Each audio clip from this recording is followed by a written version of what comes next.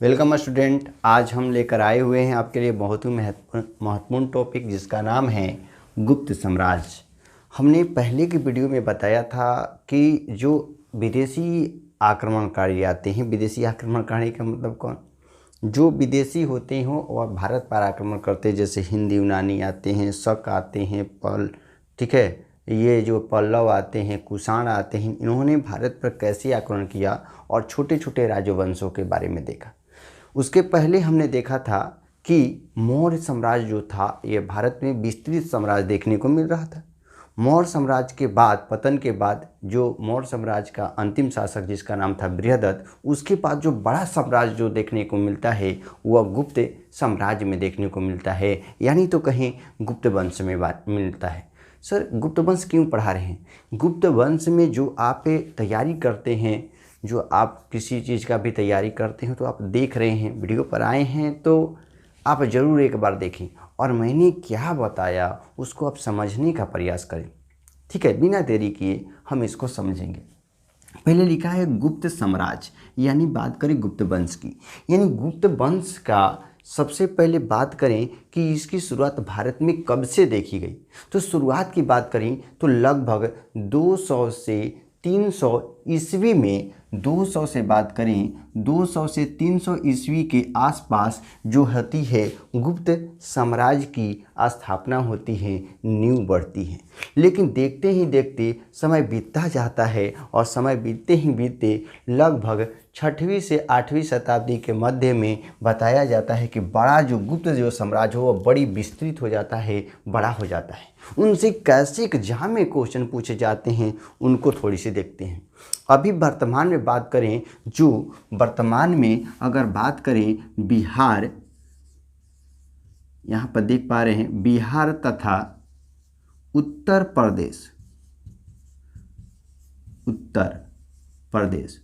प्रदेश का जो क्षेत्र था, शुरुआत में यही गुप्त साम्राज्य का शुरुआती दौर का स्थान था। जो आज बिहार और उत्तर प्रदेश का जो क्षेत्र देख रहे हैं वह पहले गुप्त साम्राज्य का पहला वहाँ पर साम्राज्य था और देखते ही देखते पूरे भारत पर इनकी जो है पटाखा फरने लगती है। तो आइए देखते हैं इनसे कैसे एग्जाम में क्वेश्चन पूछे जाते हैं। और सबसे पहले हम ये जानेंगे कि गुप्त साम्राज्य की जानकारी कहाँ से मिलती है, आखिर कैसे इनकी जानकारी मिलती है और कैसे एग्जाम में पूछे जाते हैं।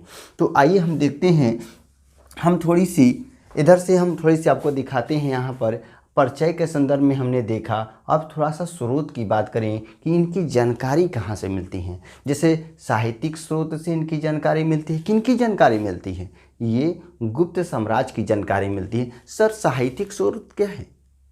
ठीक है, हम फिर से बताते हैं। साहित्यिक स्रोत का मतलब जो पुस्तकें होती हैं, बुकें होती हैं, और बुक में किसके बारे में जानकारी लिखी गई है? गुप्त साम्राज्य के बारे में। यानी साहित्यिक स्रोतों के माध्यम से भी हमें गुप्त साम्राज्य की जानकारी मिलती है।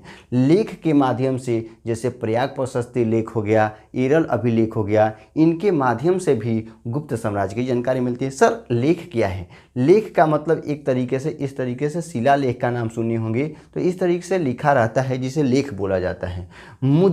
मुद्रा का मतलब होता है पैसा। जो आज के डेट में आप देखते हैं कि नोट देखते हैं, पहले मुद्रा चलती थी, तो मुद्रा से भी जानकारी मिलती है कि उस समय मुद्रा का प्रचलन कैसा था, और उनसे किसकी जानकारी मिलती है? गुप्त साम्राज्य की मिलती है। किसकी साम्राज्य की जानकारी मिलती है? तो गुप्त साम्राज्य की। कुछ यात्रा विवरण की बात करें तो यात्रा विवरण में जो यात्री थे वह घूमने आए भारत में, तो उन्होंने बताया कि यहाँ पर गुप्त जो सा साम्राज्य था। जैसे बताने वाले व्यक्ति फाहियान और ह्वेनसांग थे। थोड़ी सी आगे बढ़ते हैं। साहित्यिक स्रोत की बात करें कि आखिर साहित्यिक में से कहाँ से जानकारी मिलती है, तो एक पुस्तक का नाम है जिसका नाम है देवी चंद्रगुप्तम। ये देवी चंद्रगुप्तम जो है यह कालिदास की पुस्तक, कालिदास ने इस पुस्तक को लिखी है देवी चंद्रगुप्तम। ये भी याद रखेंगे कि एग्जाम में पूछे जाएंगे कि कालिदास की जो पुस्तक है जिसका क्या नाम है, देवी चंद्रगुप्तम, यह किनके बारे में जानकारी देती है? तो गुप्त साम्राज्य के बारे में, या तो कहें गुप्त वंश के बारे में। धीरे धीरे बोलें, यहाँ तक समझ में आ रही है। जबकि यह मुद्रा राक्षस यह भी पुस्तक है, यह किसने लिखी है? तो यह विशाख दत्त ने लिखी है। किसने लिखी है भाई? विशाख दत्त ने। और इस मुद्रा राक्षस पुस्तक में भी जानकारी किसकी मिलती है? गुप्त साम्राज्य की जानकारी देखने को मिलती है। और ये कामसूत्र, यह भी पुस्तक का नाम है और इसको लिखने वाले वत्सायन हैं। और वत्सायन द्वारा जो कामसूत्र पुस्तक लिखी गई है, इसमें भी किसकी जानकारी मिलती है? गुप्त साम्राज्य की। आगे देखेंगे। जबकि लेख की बात करें तो ईरल अभिलेख से किसकी जानकारी मिलती है? तो गुप्त साम्राज्य की जानकारी मिलती है। तब हम लोग पढ़ते हैं। तो ये क्वेश्चन कैसे सर बनेगा? एग्जाम में क्वेश्चन कैसे बनेंगे? तो एग्जाम में क्वेश्चन ये पूछेगा कि गुप्त साम्राज्य की जानकारी, साहित्यिक जानकारी कौन से पुस्तक से मिलती है? तो यह 2-4 को पुस्तक नाम लिख देगा। देवी चंद्रगुप्तम, ठीक है। तो आप जानते हैं कि भाई देवी चंद्रगुप्तम से किसकी जानकारी मिलती है? तो गुप्त साम्राज्य की। यहाँ तक कोई दिक्कत है? आप परेशान मत होइए, बढ़िया से देखिएगा तब ना। पूरा देखिए और समझने का प्रयास कीजिए कि मैंने बताया क्या। अब हम प्रयाग प्रशस्ति लेख की बात करें तो प्रयाग प्रशस्ति लेख से भी गुप्त साम्राज्य की जानकारी मिलती है। जबकि ईरल अभिलेख, जो ईरल अभिलेख है, यह भानुगुप्त द्वारा लिखा गया था। और इसमें सती प्रथा होने, जो सती प्रथा का नाम सुनते हैं कि सती प्रथा का प्रचलन जो है ईरल अभिलेख से सबसे पहले देखने को मिलता है 510 ईस्वी में। अब ये सती क्या होती थी, सती प्रथा क्या होती थी, वो भी आपको समझाएंगे कि सती प्रथा क्या होती थी और जौहर प्रथा क्या होती थी। थोड़ा सा समझ ही लेते हैं, ठीक है, फिर आगे बढ़ेंगे। सती प्रथा का मतलब जो पति होता था, पति जब गुजर जाता था तो पति के साथ पत्नी को जला दिया जाता था, उसे सती प्रथा बोला जाता था। बात समझ में आई? पति के साथ पत्नी को जला देना, साथ साथ उसे बोला जाता था सती प्रथा। जबकि जौहर प्रथा में क्या होता था कि पति मर जाता था, गुजर जाता था, दूसरा कोई व्यक्ति जला दिया, फिर बाद में पत्नी अपने जल कर या उन्हें कुएं में मार डालते थे लोग, तो उसे बोला जाता था जौहर प्रथा। समझ में आया? कोई दिक्कत है? फिर से आप पीछे रिपीट करके देख सकते हैं। ताम्रपत्रों से भी जानकारी मिलती है और मुहरों पर जो लेख लिखे गए हैं उनसे भी जानकारी किसकी मिलती है? गुप्त साम्राज्य की। अब बात करेंगे मुद्रा। मुद्रा का मतलब होता है सिक्का, सिक्का मतलब होता है गोल्ड। ये जो सिक्के होते थे इनसे भी जानकारी मिलती है कि उनकी आर्थिक स्थिति कैसे थी। जैसे कहा जाता है कि गुप्त वंश को गोल्डन एज के नाम से जाना जाता है, स्वर्ण काल के नाम से जाना जाता है, क्योंकि इस समय गुप्त साम्राज्य में बहुत ज़्यादा मात्रा में सोने के सिक्के चलाए गए थे।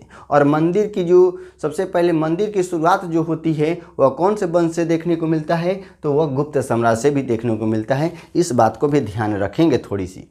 ये क्वेश्चन बार बार पूछे गए हैं कि सबसे पहले बताइए कि मंदिर की शुरुआत कौन से वंश में देखने को मिलती है? तो गुप्त साम्राज्य से देखने को मिलती है।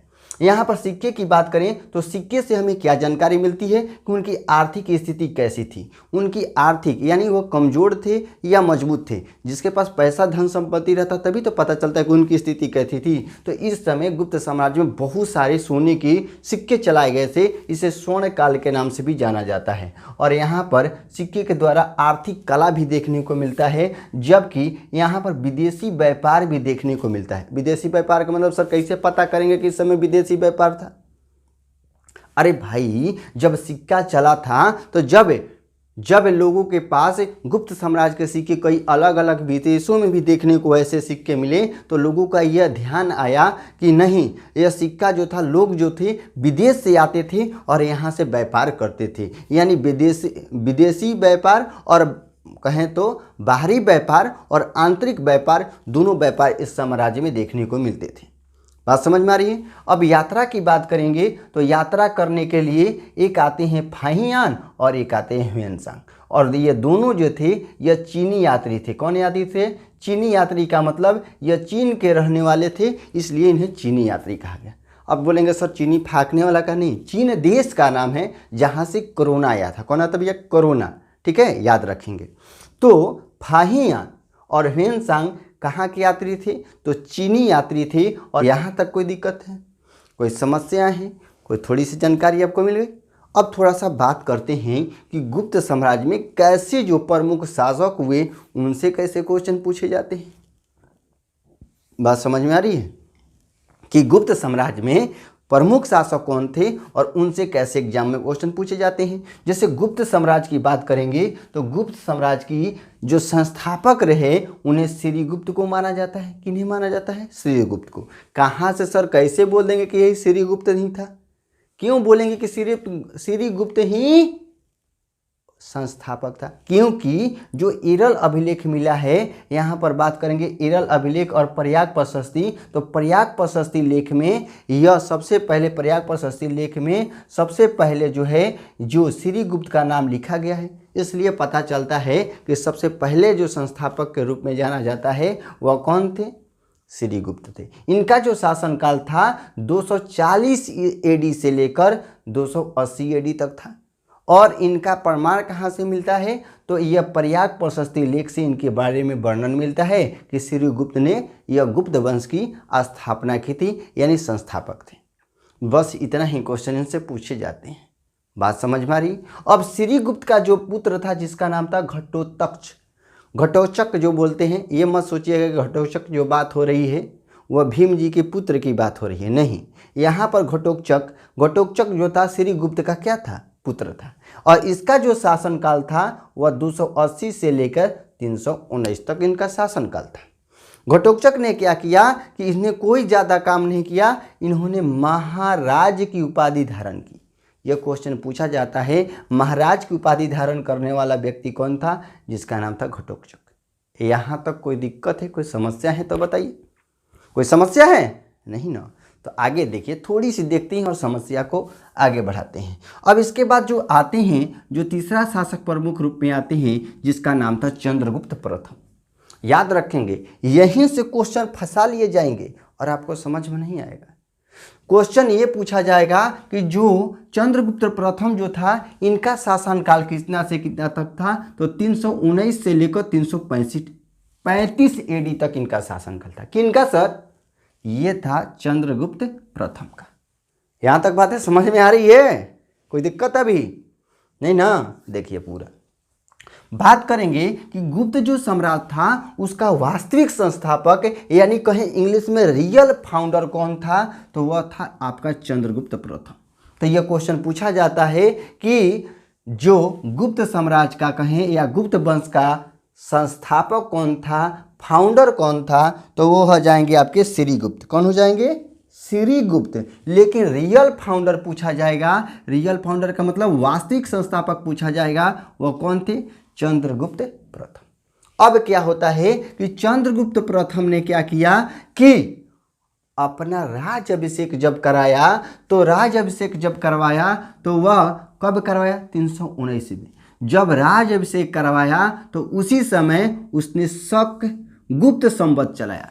शक संवत 78 ईस्वी में चला था, जो कुषाणों के वंश ने चलाया था। और कुषाणों में चलाने वाला जो कनिष्क था, याद रखेंगे, जो शक संवत था वह 78 ईस्वी में चला था और चलाने वाला जो व्यक्ति था जिसका नाम था कनिष्क, ठीक है, और वह कुषाण वंश से संबंधित था।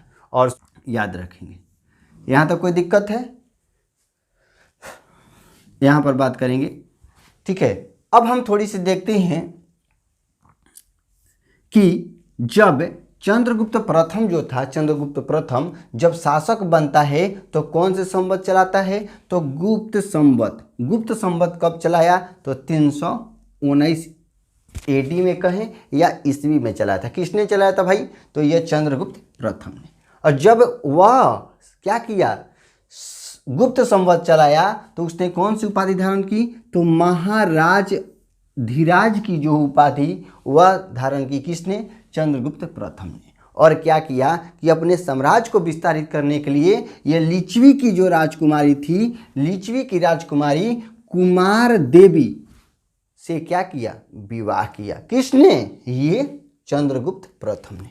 अब आप सुने होंगे, चाहे पहले मैंने पढ़ाया था कि भाई कि हर्यक वंश के जो संस्थापक थे बिंबिसार थे। बिंबिसार ने क्या किया था कि अपने साम्राज्य को विस्तारित करने के लिए अपने विवाह की नीति अपनाई थी। उसी प्रकार यह चंद्रगुप्त जो प्रथम था, इसने क्या किया कि लिच्छवी की राजकुमारी जिसका नाम था देवी, ठीक है, कुमार देवी से यह विवाह करता है और अपने साम्राज्य को विस्तारित करता है। उसके बाद आते हैं समुद्रगुप्त। कौन आते हैं भैया? समुद्रगुप्त। समुद्रगुप्त की बात करेंगे तो समुद्रगुप्त जो यहाँ पर बात करेंगे, इनका जो शासनकाल था 335 से लेके 375 एडी तक। समझ में आ रही है यहाँ तक? कोई दिक्कत है अभी नहीं ना? पूरा देखिए, वीडियो को समझने का प्रयास कीजिए। समुद्रगुप्त जो था, समुद्रगुप्त, उनका जो शासनकाल जो था हमने देखा कि 335 से लेकर 375 एडी तक था। इनसे कैसे एग्जाम में क्वेश्चन फंसा लिए जाते हैं उनको आप देखिएगा। जो एक है B.S. स्मिथ। B.S. स्मिथ ने क्या कहा कि समुद्रगुप्त को भारत का नेपोलियन कहकर संबोधित किया। भारत का नेपोलियन किसने कहा था? यह क्वेश्चन पूछा जाएगा कि समुद्रगुप्त को भारत का नेपोलियन किसने कहा था? तो B.S. स्मिथ ने कहा था। ठीक है, यह किसको कहा था? तो समुद्रगुप्त को कहा था। भारत का नेपोलियन क्यों कहा था? क्योंकि समुद्रगुप्त ने क्या किया कि आप देखिएगा तो भारत का यह क्षेत्र देखिएगा तो भारत का यह दक्षिणी क्षेत्र और उत्तरी क्षेत्र, यानी हम बात करें तो उत्तरी आर्यावर्त में 9 राजाओं को, यानी उत्तर के 9 राजाओं को, और बात करें दक्षिण के 12 राजाओं को, 9 + 12 यानी 21 राजाओं को यह क्या किया था? पराजित किया था। किसने? समुद्रगुप्त ने। इसलिए इसे B.S. स्मिथ ने भारत का नेपोलियन कहा था। किसने कहा था भैया? तो B.S. स्मिथ ने। किनको कहा था? तो समुद्रगुप्त को। क्यों कहा था? तो हमने देखा कि आर्यावर्त यानी भारत के उत्तर के क्षेत्र में 9 राजाओं, जबकि दक्षिण के क्षेत्र में 12 राजाओं को पराजित किया था, इसलिए इसे भारत का नेपोलियन कहा गया। और इसका अभिलेख, यह जानकारी कहाँ से मिलती है? तो ये हरिसेन द्वारा रचित जो प्रयाग प्रशस्ति लेख है, अभिलेख है, उसमें इनकी जानकारी मिलती है। क्वेश्चन पूछा जाएगा कि समुद्रगुप्त को जो आर्यावर्त के 9, उत्तर के 9 राजाएं, जबकि दक्षिण के 12 राजाओं का जो विजय की प्राप्ति हुई थी, उनका उल्लेख कहाँ से मिलता है? तो प्रयाग प्रशस्ति अभिलेख से मिलता है। ठीक है, यहाँ तक समझ में आ रही है? और यह भी क्वेश्चन पूछा जाएगा कि प्रयाग प्रशस्ति लेख किसने लिखी है? तो हरिसेन। और यह भी क्वेश्चन पूछा जाएगा, हरिसेन किसके दरबार में रहते थे? तो समुद्रगुप्त के दरबार में रहते थे। यहाँ तक कोई दिक्कत है? कोई समस्या है? अब थोड़ी सी बात करेंगे कि अशोक द्वारा, हमने देखा था कि अशोक द्वारा जो 14 शिलालेख था उसमें हम बात करेंगे अशोक द्वारा जो निर्मित अभिलेख जो था, जो कौशाम्बी में था। कहाँ था? कौशाम्बी में। जो अशोक द्वारा निर्मित, अशोक द्वारा जो बनवाया गया था अभिलेख, कौशाम्बी में बनाया गया था, जिसे अकबर ने, कौन? अकबर ने उसे प्रयाग में स्थापित किया। यह क्वेश्चन पूछा जाता है कि अशोक के जो कौशाम्बी का अभिलेख था उसे प्रयाग में किसने स्थानांतरित करवाया, किसने लाया? तो वो लाने वाला व्यक्ति था अकबर। अकबर ने कहाँ लाया? प्रयाग में। सर प्रयाग कहाँ पड़ता है? तो इलाहाबाद का जो क्षेत्र है जिसे प्रयागराज के नाम से जाना जाता है, वहीं पर कौशाम्बी से यह मंगवाया गया। ठीक है, यह प्रयाग में लाया गया और इस स्तंभ पर जहांगीर और बाद में क्या नाम है, बीरबल, यानी बीरबल के बारे में इस अभिलेख में लिखा गया था, इसकी जानकारी मिलती है। यहाँ तक कोई दिक्कत है? और समुद्रगुप्त को कविराज की संज्ञा भी दी जाती है, या कहें तो कविराज कहा जाता है। यह क्वेश्चन पूछा जाता है कि कविराज की संज्ञा किसे दी जाती है? तो समुद्रगुप्त को। क्यों? क्योंकि समुद्रगुप्त जो थे वह बीड़ा बजाने में बहुत ही महत्वपूर्ण थे। उनके सिक्काओं पर एक सिक्का जो मिले हैं जिस पर समुद्रगुप्त को बीड़ा बजाते हुए देखा गया है, इसलिए बताया जाता है कि समुद्रगुप्त जो थे कवियों के राजा थे, कविराज की संज्ञा दी गई है। यहाँ तक कोई दिक्कत है? ज़्यादा अगर फास्ट बोल रहे हैं तो आप ज़रूर बताइए, कोई दिक्कत है? थोड़ी सी और बस 10 मिनट और देख लीजिए और इसको हम समाप्त करेंगे। अब हम बात करते हैं चंद्रगुप्त द्वितीय की। यहाँ पर समुद्रगुप्त के बाद हमने रामगुप्त और कुछ गुप्त को छोड़ दिया जो एग्जाम के लिए महत्वपूर्ण नहीं है। जो एग्जाम के लिए महत्वपूर्ण है मैं उसी को बताने का प्रयास कर रहा हूँ। अब हम बात करते हैं चंद्रगुप्त द्वितीय की। चंद्रगुप्त जो द्वितीय था इसका शासनकाल कितना से कितना तक था, तो 375 से लेके 415 AD तक। इसने क्या किया था, इससे कैसे एग्जाम में क्वेश्चन पूछे गए थे, थोड़ी सी देखते हैं। क्या दिक्कत है, कोई समस्या है नहीं ना? आइए देखते हैं। चंद्रगुप्त जो द्वितीय ने क्या किया कि चंद्रगुप्त द्वितीय ने शकों को पराजित किया। चंद्रगुप्त द्वितीय ने किसको पराजित किया? शक को। कौन था शक? तो वही शक जो विदेश से भारत में आए थे, उन्हीं शकों को पराजित किया और उसी को पराजित करने के उपलक्ष्य में यानी उसी के अवसर पर उन्होंने विक्रमादित्य की उपाधि धारण की। चंद्रगुप्त को विक्रमादित्य के नाम से भी जाना जाता है, इस बात को ध्यान में रखेंगे। और उसी के उपलक्ष्य में उन्होंने चांदी के सिक्के चलवाए। किसने चांदी के सिक्के चलवाए? चंद्रगुप्त द्वितीय ने, याद रहेगा। चंद्रगुप्त जो द्वितीय था उसके दरबार में 9 रत्न रहते थे, इन बातों को भी ध्यान रखेंगे। और अकबर के दरबार में भी 9 रत्न रहते थे, इस बातों को भी ध्यान में रखेंगे। चंद्रगुप्त द्वितीय के दरबार में भी 9 रत्न रहते थे। और जो फाहियान जो था, जो चीनी यात्री, वह चंद्रगुप्त द्वितीय के दरबार में यानी चंद्रगुप्त द्वितीय के समय भारत आया था। यह क्वेश्चन पूछा जाता है कि फाहियान जो था वह किसके समय भारत आया था, तो चंद्रगुप्त द्वितीय के समय वह भारत आया था। यह क्वेश्चन बार बार पूछे गए हैं, इसको आप नोट डाउन करते रहेंगे, लिखते जाएंगे। जबकि बात करेंगे मेहरौली का जो लौह स्तंभ है, जो दिल्ली में है, जो आज तक भी नहीं मुरझाया है, वह कुबतल उल इस्लाम, ठीक है, कुबतल उल इस्लाम मस्जिद में स्थित है, जो मेहरौली का लौह स्तंभ है। और मेहरौली का लौह स्तंभ जो है किस जगह स्थित है, तो दिल्ली में कौन से मस्जिद में, जिसका नाम है कुबतल उल इस्लाम मस्जिद में स्थित है। यहाँ तक कोई दिक्कत है, कोई समस्या है? अब देखते हैं कुमारगुप्त के बारे में। कुमारगुप्त का जो शासनकाल था 415 से लेके 455 AD तक इनका शासनकाल रहा। कुमारगुप्त ने क्या किया सर? कुमारगुप्त क्या करेगा, थोड़ी से समझते हैं। जो नालंदा विश्वविद्यालय था, नालंदा विश्वविद्यालय, उसका निर्माण जो करवाने वाला व्यक्ति था, जिसका नाम था कुमारगुप्त। कुमारगुप्त ने नालंदा विश्वविद्यालय की स्थापना की, लेकिन उसी नालंदा विश्वविद्यालय को विध्वंस करवाने वाला व्यक्ति कौन था, जिसका नाम था बख्तियार खिलजी। याद रखेंगे? अरे सर क्या बता रहे हैं आप। देखिए, ये नालंदा जो विश्वविद्यालय था, इसका निर्माण किसने करवाया? कुमारगुप्त ने, ठीक है। कुमारगुप्त ने इसका निर्माण कराया सर। निर्माण का मतलब बनवाया था, ठीक है, यहाँ तक कोई दिक्कत? और उसको विध्वंस किसने करवाया था, तो बख्तियार खिलजी ने।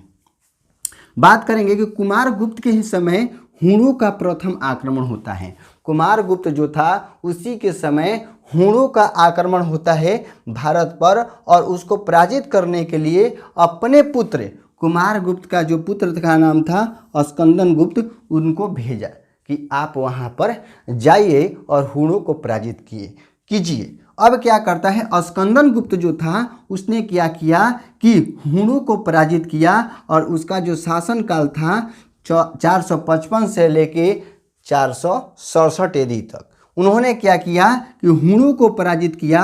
और हुणों को पराजित करने के बाद उसने सुदर्शन झील का पुनः उद्धार करवाया। आप सुदर्शन झील का, वही सुदर्शन झील जो आप सुने होंगे कि चंद्रगुप्त मौर्य के द्वारा बनवाया गया था, ठीक है। ध्यान रखेंगे, सुदर्शन झील को जीर्णोद्धार किसने कराया? जीर्णोद्धार का मतलब होता है कि उन्हें सर सफाई किसने करवाई? तो एक पहले करवाने वाले थे रुद्रदामन, और फिर किसने करवाया? तो स्कंदनगुप्त। याद रखेंगे। यहाँ तक कोई दिक्कत है? आप कंफ्यूजन नहीं है ना? कोई दिक्कत ना होना चाहिए। जबकि बात करें भानुगुप्त आते हैं, और भानुगुप्त का खाली यही प्रमाण मिलता है कि 510 में 10 ईस्वी में एरल अभिलेख में सती होने का प्रमाण मिलता है। और किसके समय एरल अभिलेख लिखा गया है? तो भानुगुप्त के समय। इस बात को ध्यान रखेंगे। और गुप्त वंश का जो अंतिम शासक था जिसका नाम था कुमारगुप्त तृतीय, इनसे क्वेश्चन पूछे जाते हैं। अगले वीडियो में हम देखेंगे गुप्त साम्राज्य की प्रशासनिक व्यवस्था क्या थी और उनसे कैसे एग्जाम में क्वेश्चन पूछे जाते हैं, उनको देखेंगे। बस आज के लिए इतना ही, फिर मिलेंगे अगले वीडियो में।